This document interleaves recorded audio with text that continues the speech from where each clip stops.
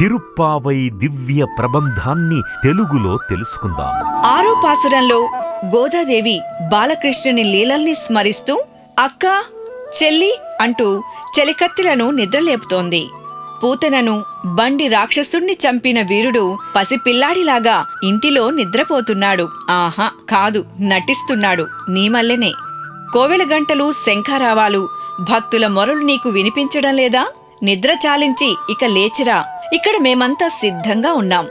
నువ్వు త్వరగా వస్తే వెళ్లి స్నానం చేసి నోము నోచుకుందాం, కన్నయ్యను చేపడదాం అని చెబుతోంది. పాలిండ్లకు విషము పూసిన పూతన ప్రాణం